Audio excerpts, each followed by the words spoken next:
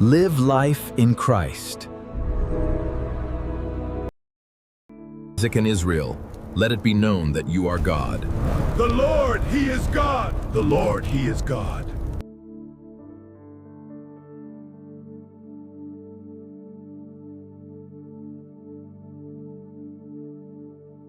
The biblical text of Elijah is commonly read as a simple collection of isolated miracles.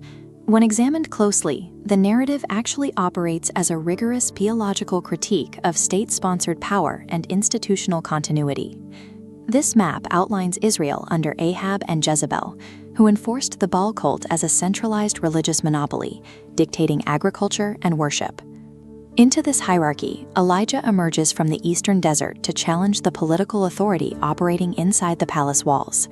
Elijah's initial weapon against the state is a declared drought. By sealing the heavens, he launches a calculated theological strike against Baal, the deity specifically worshipped as the god of rain and agricultural fertility. To understand the mechanics of this confrontation, we have to analyze three specific vectors: the economics of miracles, the psychology of the prophetic office, and the structural transfer of authority. The Elijah narrative asks a precise question: how does a decentralized spiritual force dismantle a corrupted state? And how does that exact force survive its founder's eventual collapse? This image of the plain of Esdraelon displays the agricultural engine the Israelite state relied upon to survive. The drought forces a complete failure of this system, proving the state's ideology, its reliance on Baal, is entirely impotent when tested. Look at this matrix. We have a clear dual-column comparative model. On the left, the macroeconomy of the state faces total systemic failure. On the right, we track the micro-interventions sustaining the prophet in isolation. In the Cherith wilderness, Elijah is fed bread and meat by ravens. These are creatures considered culturally unclean under Israelite law. Divine authority operates entirely outside standard human purity laws and logistical logic to sustain him. The provision then shifts to Zarephath, deep in foreign territory. A destitute widow's small jar of flour and jug of oil supply unending food. The intervention occurs among the impoverished, deliberately bypassing the powerful. When the widow's son falls severely ill and stops breathing, the theological scale shifts. Elijah stretches out over the boy, and breath returns. The prophetic authority elevates from manipulating environmental resources to commanding life itself. These specific miracles build a coherent theological principle. Divine provision deliberately circumvents standard economic and national hierarchies to force total, unbroken reliance on Yahweh. This stereoscopic image shows Mount Carmel, the location chosen as an experimental testing ground. The goal is to definitively settle the theological hierarchy before a divided, observing nation. The methodology of the state-backed religion is put on display first. The prophets of Baal rely on political backing, frantic human effort, and self-mutilation. The result is complete silence from the heavens. Elijah applies an opposing methodology: silent obedience.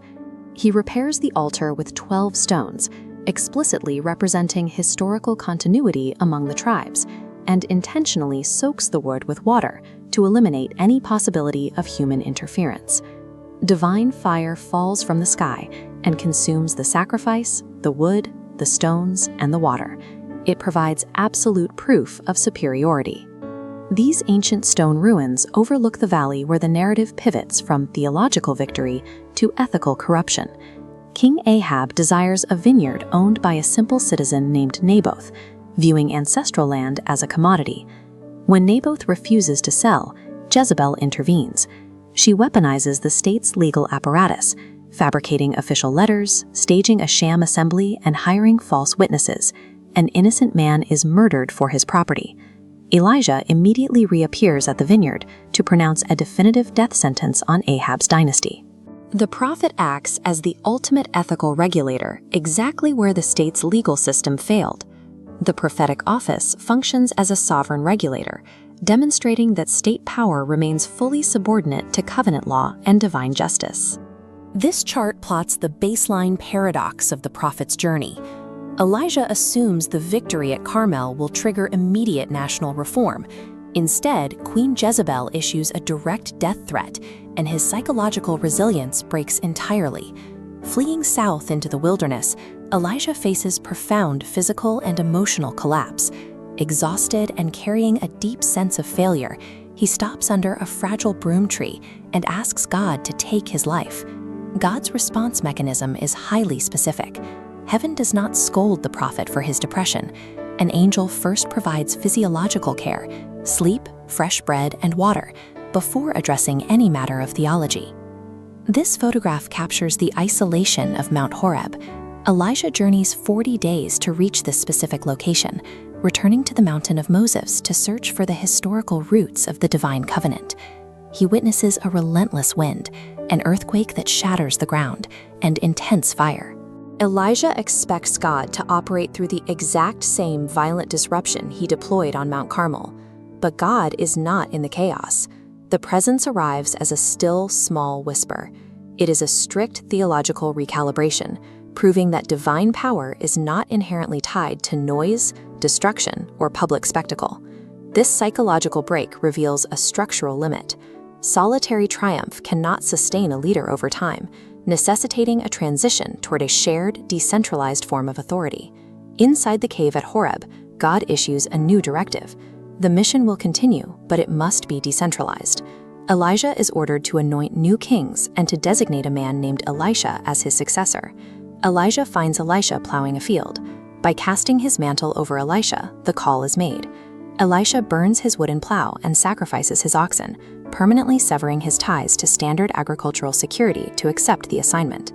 This network map traces the sequence of their final mentorship. Moving from Gilgal to Bethel to Jericho, Elijah repeatedly tests Elisha's resolve, attempting to leave him behind and forcing the disciple to actively claim his inheritance. They arrive at the final geographic boundary, the River Jordan. This is the historical threshold of Israelite identity, where stories and eras inevitably change. By requesting a double portion, Elijah invokes the legal standing of a firstborn heir, effectively formalizing the institutional lineage. The separation event occurs as a chariot and horses of fire descend between them. Elijah is taken up in a whirlwind, an event framing his departure as the culmination of an untouchable heavenly authority. Elijah takes up the fallen mantle, walks to the bank, and parts the Jordan waters himself. He visually proves to the observing sons of the prophets that the authority has successfully transferred to a new steward. Singular, charismatic disruption is inherently finite. To alter history permanently, that disruption must be formalized, mentored, and passed to an institutional successor. This diagram contrasts the core insight of the narrative. The Elisha text establishes a model of divine power that actively subverts human expectations of authority. This specific authority sustains itself in economic scarcity. It fearlessly dismantles corrupt state monopolies, and it consistently prioritizes justice for the marginalized over the desires of the crown. It also acknowledges the profound limits of the human mind. The narrative offers deep comfort through the silent whisper, recognizing that no leader can survive a constant demand for public spectacle. The survival of the mission rests on the successful transfer of the mantle, defining the prophet's legacy by the continuity of their successor. The story of Elijah remains a masterclass in confronting systemic corruption, managing the psychological toll of leadership, and building an institutional resilience that outlasts the lifetime of a single prophet.